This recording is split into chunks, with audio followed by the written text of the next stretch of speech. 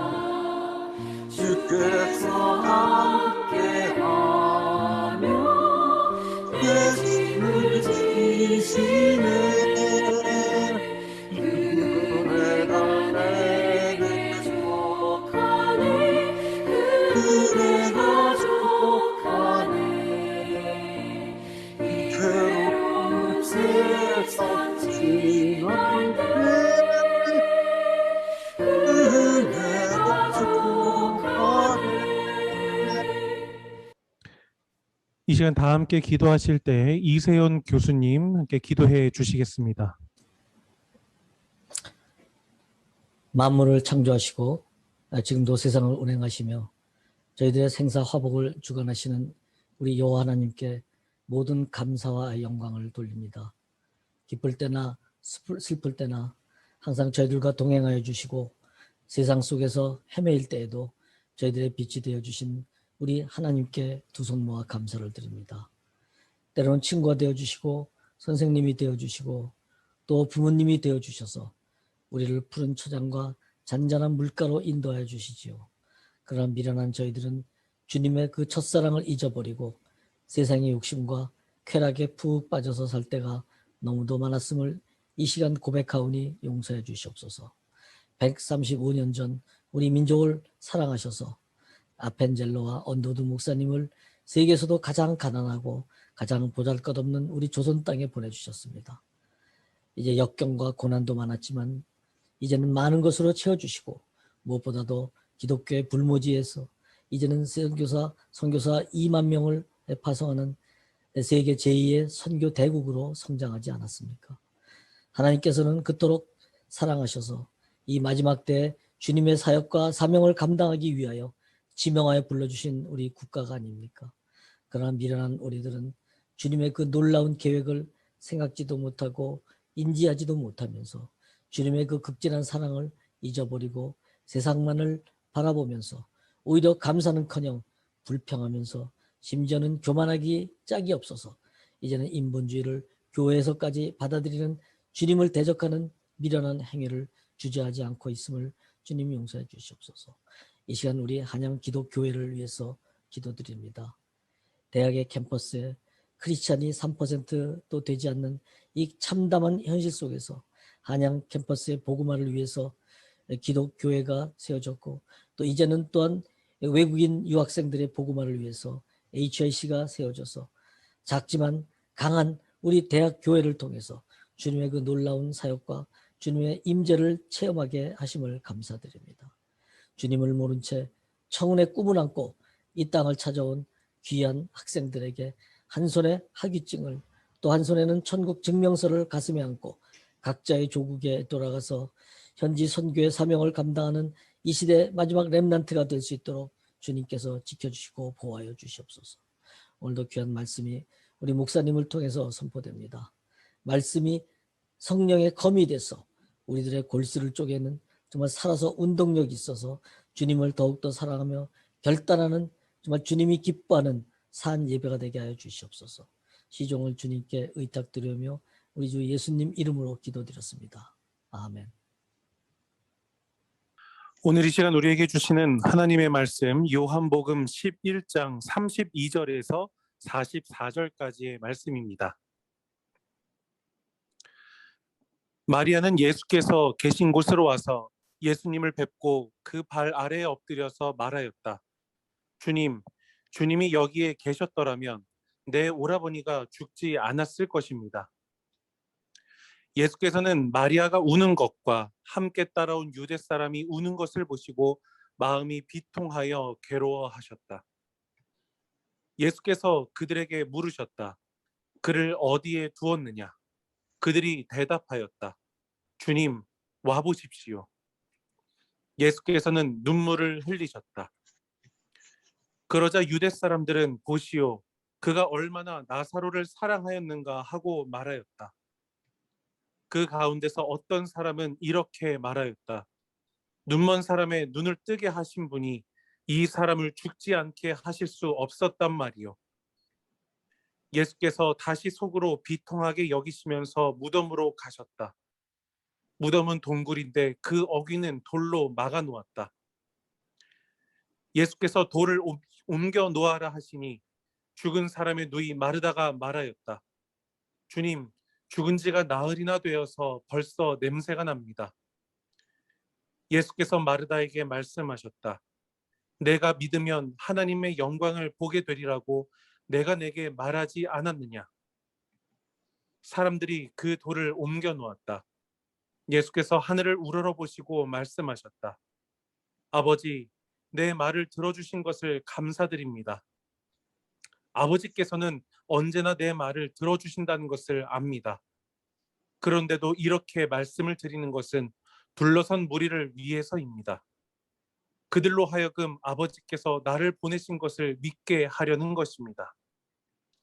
이렇게 말씀하신 다음에 큰 소리로 나사로야 나오너라 하고 외치시니 죽었던 사람이 나왔다.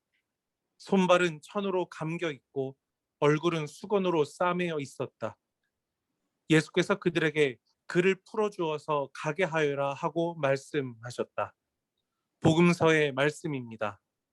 주님을 찬양합니다. 이 시간 황혜린 청년 오신실하신 주 바이올린 연주로 하나님을 찬양하겠습니다.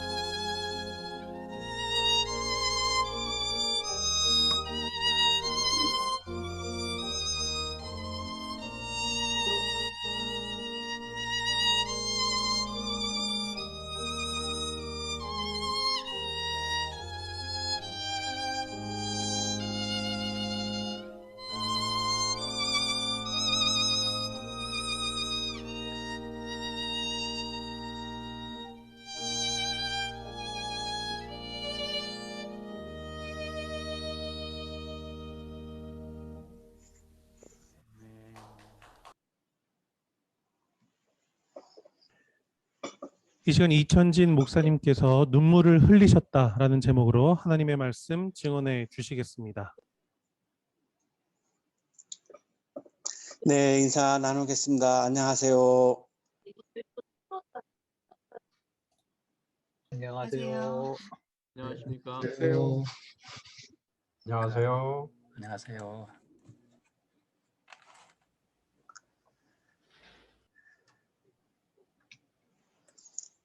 임내 케르테스는 2002년에 노벨 문학상을 수상한 헝가리 출신의 작가입니다.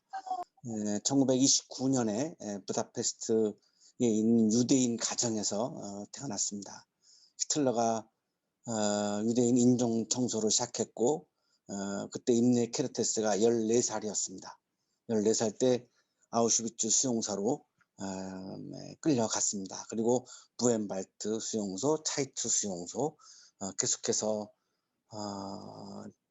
지옥과 같은 그런 수용소의 삶을 경험을 하게 됩니다. 14살이면 우리나라 나이로 중학교 1학년 때니까요. 굉장히 예민했던 청소년기 때 이유도 모르는 채 그냥 수용소에 끌려갔으니까 정말 많이 힘들었을 거라고 생각이 듭니다. 2차 세계대전이 끝났고 임내 케르테스는 부다페스트로 돌아왔습니다. 그리고 1975년에 운명이라고 하는 작품을 썼습니다. 본래의 제목은 헝가리어로 소르슈탈란샤그라고 하는 제목인데요. 우리말로 번역하면 운명 없음이라는 제목입니다. 우리말 번역에는 운명이라고 되어 있지만 사실은 이분이 주장하고 싶은 것은 운명이란 없다, 이런 이야기를 자신의 수용소에서의 경험을 담은 자서전적인 소설을 통해서 우리에게 메시지를 던지고 있습니다. 주인공이 죄르지입니다. 14살 난 소년이고요. 버스를 타고 가는데 갑자기 버스에서 끌려 나왔고 아우슈비츠에 도착을 했습니다. 그리고 부엔발트 차이츠, 악명 높은 강제 수용소를 전전하게 됩니다. 매일매일 죽음과 마주합니다. 그리고 옆에 있는 사람이 죽어나가는 것을 목격을 하고요. 나도 이제 이렇게 죽을 수 있겠구나라고 하는 죽음의 위협 앞에서 무섭기도 하고 불안하기도 하고 이해가 가지도 않고 여러 가지 많은 그러한 경험을 했습니다. 가스실의 비참함, 잔혹한 노동, 인간이야의 생존 조건, 그리고 죽음의 위협. 여기서 일상을 찾아내는 과정을 우리들에게 이야기를 해줍니다. 어떻게 이 주인공은 이런 상황에서 일상을 찾아냈을까? 부족한 식량을 절도 있게 섭취하고 주어진 노동을 묵묵히 수행하고 폭력적인 규칙에 순응을 하고 주인공 조르지의 유일한 관심은 나는 살아야 한다. 내가 살아야 한다. 살아야 한다라고 하는 것에 모든 것을 다 집중을 합니다. 그러고 나니까 부족한 식량도 참을 수 있었고 부당한 노동에 대해서도 수행할 수 있었고 폭력적인 규칙에 대해서도 순응이 가능했습니다. 살아야 하니까요. 살아야 하니까요. 주인공은 수용소를 벗어나는 방법 3가지를 깨달았습니다. 첫째는 수용소에서 나가는 것을 상상하는 것입니다. 이게 수용소에서 나가는 첫 번째 방법입니다. 두 번째는 자살하는 겁니다. 자살하면 시신이 되어서 수용소에서 나가게 되겠죠. 세 번째가 탈출입니다. 굉장히 위험한 방법이고 가능성이 많지 않은, 성공의 가능성이 많지 않은 방법인데 수용소를 탈출하는 것이 수용소를 벗어나는 3번째 방법입니다. 주인공은 첫째 방법 상상을 선택을 했습니다. 인용하겠습니다. 나는 강제 수용소에서 벗어나는 3가지 길과 방법을 알게 되었다. 나 자신은 가장 소박한 첫 번째 방법으로 살아왔다. 사실 우리의 상상은 죄수의 몸이라도 자유롭게 허락되었다. 상상을 통해 그곳에서 벗어날 수 있었다. 내가 수용소에서 벗어나는 것을 상상하는 것을 아무도 통제할 수 없습니다. 그리고 알 수도 없습니다. 오로지 이거는 나만이 알 수 있기 때문에 나는 상상의 세계 속에 들어가서 수용소를 탈출할 수 있는 거죠. 이것이 임내케르테스에 의하는 바로 상상의 차원입니다. 둘째 방법은 영원히 잠잘 수 있게 해주는 자살이라고 얘기했습니다. 누구나 이 유혹에 빠져보지 않은 사람은 수용소에 있는 사람들 중에는 없었다라고 이야기를 합니다. 인용하겠습니다. 아무리 강제 수용소에 있어도 영원히 일어나지 않을 사람을 깨울 수는 없기 때문이다. 이것이 바로 수용소에서 벗어나는 두 번째 방법이다. 죽으면 아무도 깨울 수가 없기 때문에 수용소에서 나올 수 있다라고 하는 거죠. 셋째 방법이 탈출인데 성공한 사람이 없었다라고 이야기합니다. 인용하겠습니다. 이것을 벗어나는 세 번째 방법은 글자 그대로 실제로 탈출하는 방법인데 우리 수용소에서 지금까지 딱 한 번의 시도가 있었다. 그러나 성공하지는 못했습니다. 시도가 있었을 뿐이죠. 주인공은 상상을 통해서 죽음 앞에서 일상을 찾아낸 것이었습니다. 수용소에서 벗어나는 그 상상은 힘겨운 일상을 견디어내는 이 힘을 공급해 주었던 거죠. 수용소에서 이걸 견디어내는, 수용소에서 일상을 찾아내는 이 힘이 어디에서 왔냐면 상상에서 왔던 겁니다. 인용하겠습니다. 운명이 있다면 자유란 없다. 그런데 만약 내가 점점 흥분하며 말을 이었다. 반대로 자유가 있다면 운명이란 없다. 많은 사람들이 알고 있는 유명한 문장인데요. 내가 수용소에서 갇혀서 그냥 영원히 여기서 내 삶이 끝나는 걸 내가 운명으로 받아들인다면 나에게 더 이상 자유란 없다. 반대로 나에게 자유가 주어진다라고 상상을 한다면 나에게 운명이란 없다.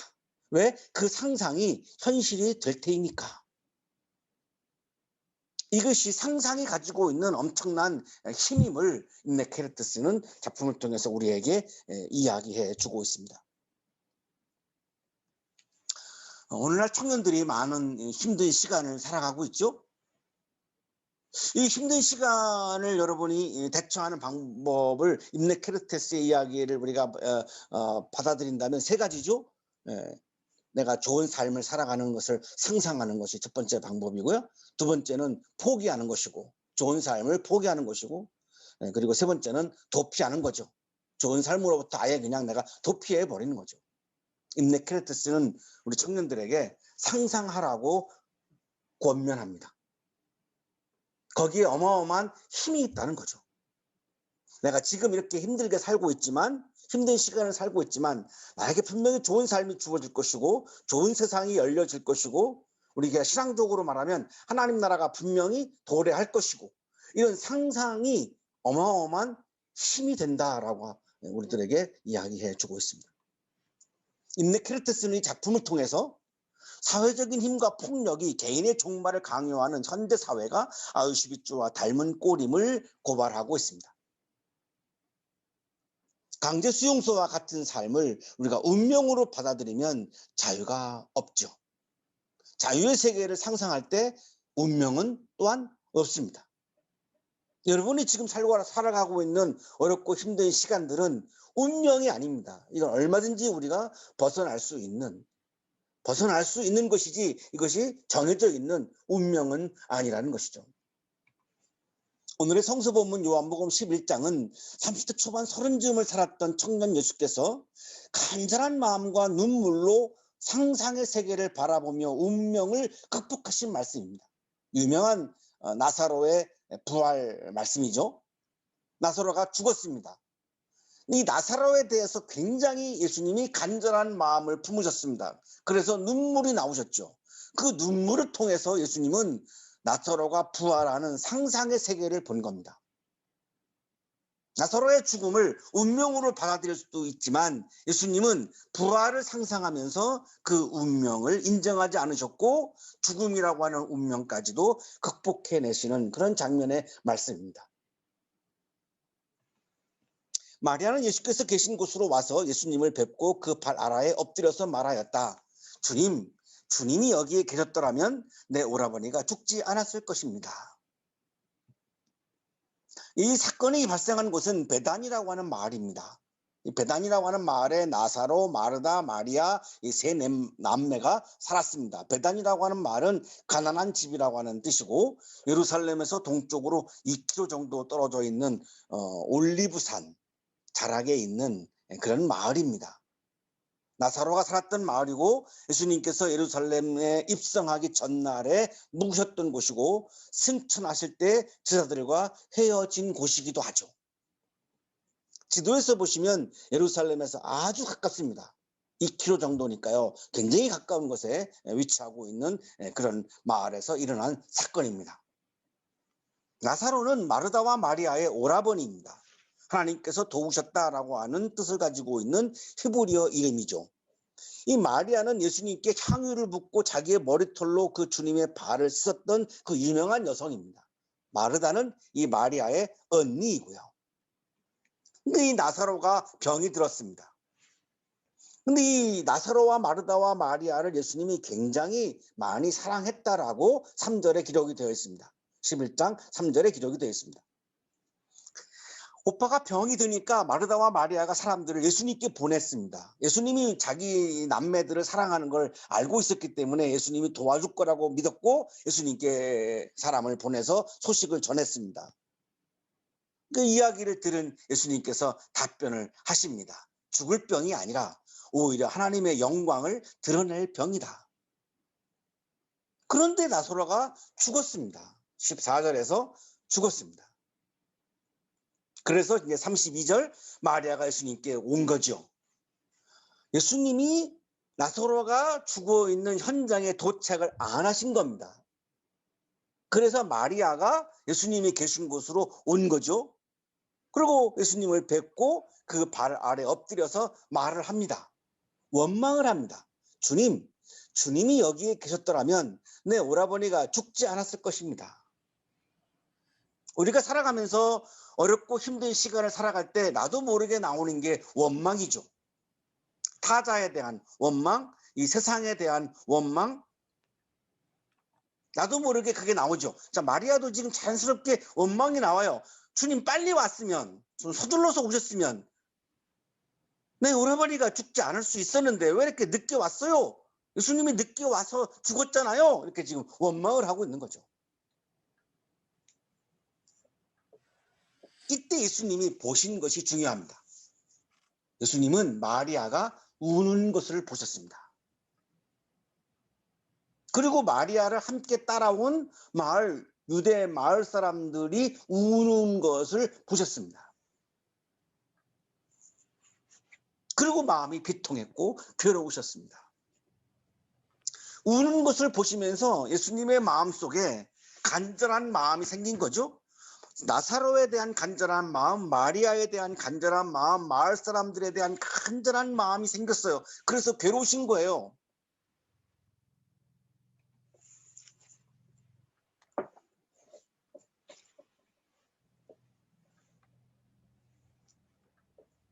마리아와 마을 사람들의 이 향한 간절한 마음이 예수님의 마음을 움직이기 시작합니다. 예수님께서 나사로를 포기하지 않으십니다. 자, 여기서 상상을 시작하십니다. 다시 살아나는 부활하는 상상을 시작하십니다. 이 상상이 어디로부터 왔냐면 간절한 마음으로부터 왔습니다. 마리아와 마을 사람들의 간절한 마음을 보셨고 그래서 예수님도 간절한 마음을 품으셨고 그래서 나사로를 포기하지 않으셨고 이 상황에서 도피하지도 않으셨고 첫 번째 방법 나사로의 부활을 상상하기 시작을 하신 것이요. 이 출발은 간절한 마음이었습니다. 예수님이 물으십니다. 그를 어디에 두었냐? 사람들이 대답을 하죠. 주님, 와 보십시오.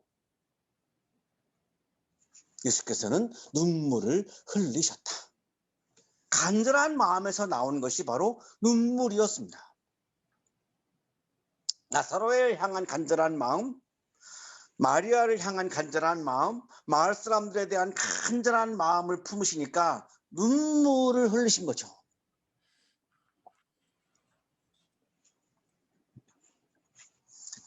예수님께서 눈물을 흘리신 것은 헬라어로 에다크리오입니다. 그리고 마을 사람과 마리아가 눈물을 흘린 것은 클라이오입니다. 조금 다르죠? 예수님께서 눈물을 흘리신 이 에다크리오는 소리 내어서 우신 장면입니다. 통곡을 한 겁니다. 성서학자 김근수님의 주석입니다. 예수는 눈물을 흘렸다는, 예수는 통곡했다로 번역하는 것이 더 좋다. 예수는 조용히 소리 없이 눈물 흘리지 않았다. 나사로와 마리아와 마을 사람들에 대한 간절한 마음을 품으셨을 때 예수님은 자신도 모르게 소리 내어서 울기 시작하신 거죠. 그래서 막 눈물이 흐르는 거죠. 이 간절한 마음에서 눈물이 나왔고, 이 눈물을 통해서 예수님은 나사로의 부활을 상상하기 시작하신 겁니다. 마리아와 마을 사람들의 간절한 눈물이 예수님을 울렸습니다. 마리아와 마을 사람들의 이야기를 듣고 있던 예수님께서 통곡하셨습니다.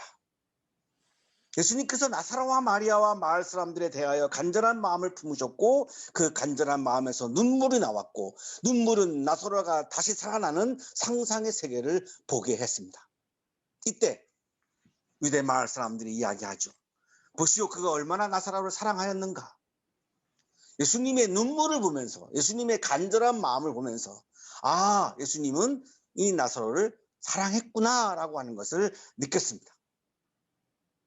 그 눈물 속에서, 간절한 마음 속에서.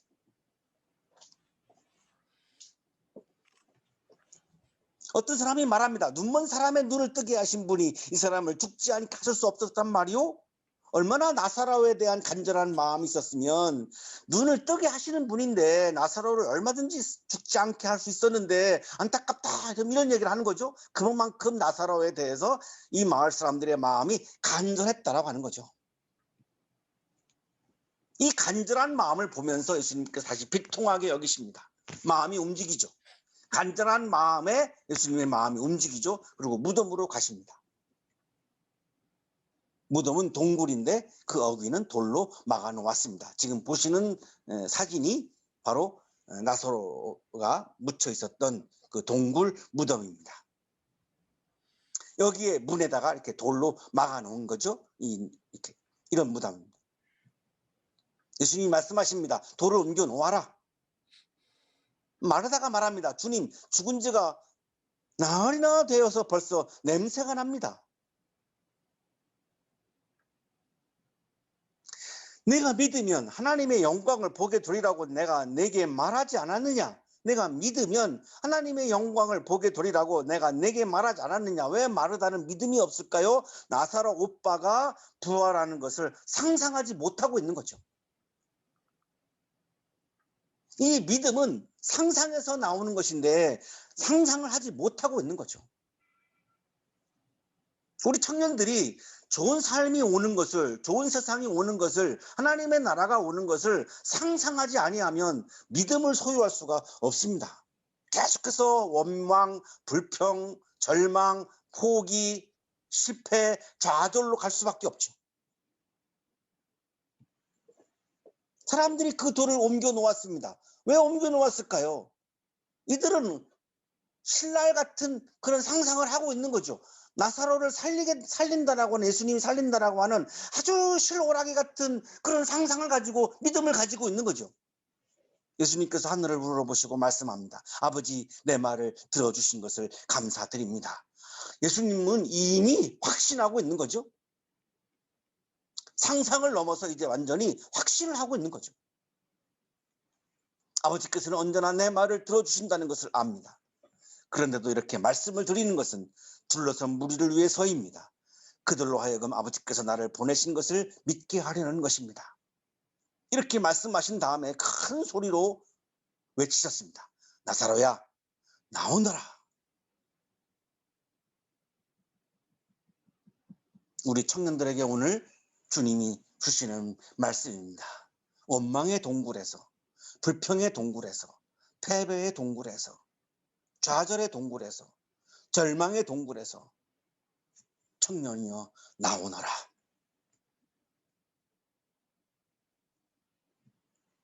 죽었던 사람이 나왔습니다. 손발은 천으로 감겨 있었고 얼굴은 수건으로 싸매어 있었습니다. 예수님께서 그들에게 말씀합니다. 그를 풀어주어서 가게 하여라. 30쯤을 살았던 청년 예수는 간절한 마음을 품으셨고 그 간절한 마음에서 눈물이 나왔고 그 눈물에서 상상을 보셨고 그 상상을 통해서 믿음을 소유하셨고 그 믿음은 하나님의 영광을 드러내셨습니다. 청년 예수는 오늘 우리들을 청년들에게 말씀하고 있는 거죠. 힘든 동굴의 시간을 보내고 있는 청년들, 동굴에서 나오는 방법은 세 가지가 있습니다. 첫째 상상, 둘째 포기, 셋째 도피. 그러나 예수님은, 청년 예수는 어려움 앞에서 포기하지 않았습니다. 도피하지 않았습니다. 상상하셨습니다. 나사로가 다시 살아나는, 나사로가 부활하는, 나사로가 동굴에서 나오는 사건을 상상하셨습니다. 여러분이 힘든 시간을 살아가는, 어려운 시간을 살아가는 이 동굴에서 나오는 사건을 상상하라고 예수님은 그렇게 스스로 보여주셨습니다. 상상은 눈물을 만들어내죠. 그 눈물은 간절한 마음에서 나온 것이죠. 여러분이 여러분의 삶에 대해서, 여러분의 비전에 대해서, 여러분의 삶의 목표에 대해서, 여러분의 좋은 삶에 대해서 지금보다 더 간절한 마음을 품으라고 주님은 지금 말씀하고 있는 거죠. 원망하는 마음을 가지면, 품으면 아무 내 삶이 바뀌지 않습니다. 그 원망하는 마음이 중요한 것이 아니라 여러분의 삶에 대한 간절한 마음을 품으라는 거죠. 좋은 세상에 대한 간절한 마음을 품으라는 거죠. 하나님 나라에 대한 간절한 마음을 품으라는 거죠. 그러면 그 간절한 마음에서 눈물이 나올 거예요. 그러면 울어도 된다는 거예요. 엉엉 울으라는 거예요. 통곡하라는 거예요. 소리 내어서 울으라는 거예요. 울다가 그 눈물 속을 통해서 우리는 상생의 세계에 이르게 되고 믿음의 세계에 이르게 되고 그 상상했던 것들이 현실로 이루어지는 것을 경험하게 된다라고 하는 것을 우리에게 지금 청년 예수는 보여주고 있습니다.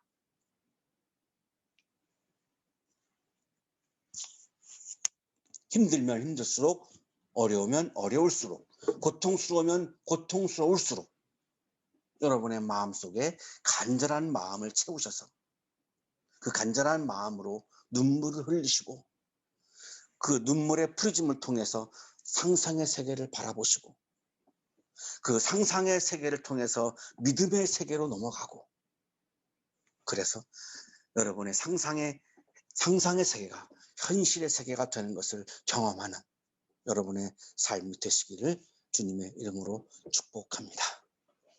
기도드리겠습니다.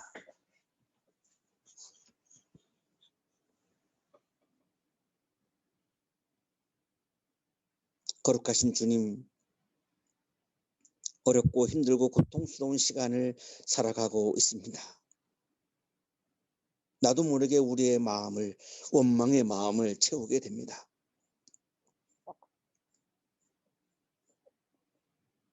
봄비와 함께 이 원망의 마음들을 씻어내고 우리들의 마음속에 좋은 삶에 대한, 좋은 세상에 대한, 하나님 나라에 대한 간절한 마음을 품게 하시고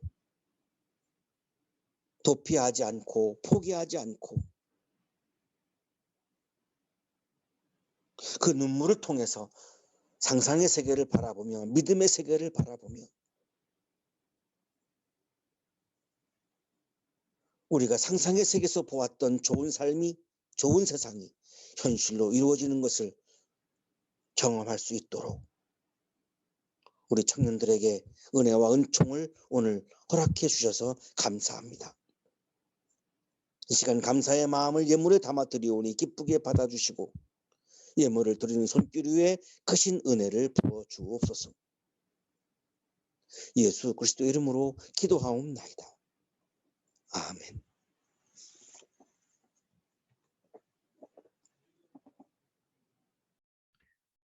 알리는 말씀 드립니다. 오늘은 부활절 넷째 주간 우리 목요연합체풀로 함께 하고 있습니다.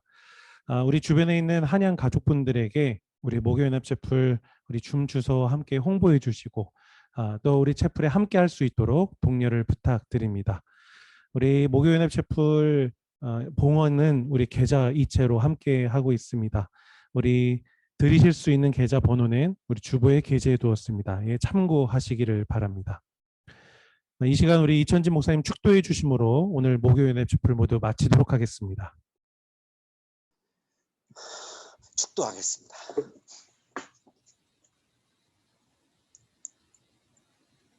이제는 우리에게 하나밖에 없는 생명까지도 아낌없이 사랑으로 나누어 주시는 예수 그리스도의 은혜와 오늘도 말씀을 주시는 하나님의 사랑하심과 생명의 기운을 주시는 성령의 역사하심이 어렵고 힘들고 고통스러운 시간을 살지만 주님께서 우리에게 좋은 삶과 좋은 세상을 주실 것을 확신하며 하나님의 나라가 이 땅에 이루어질 것을 확신하며 보다 더 아름다운 비전을 품고 아름다운 꿈을 품고 세상을 향하여 힘차게 나아가는 우리 모든 한양 가족들의 삶 속에 지금부터 영원토록 함께 하시기를 간절히 축원하옵나이다. 아멘.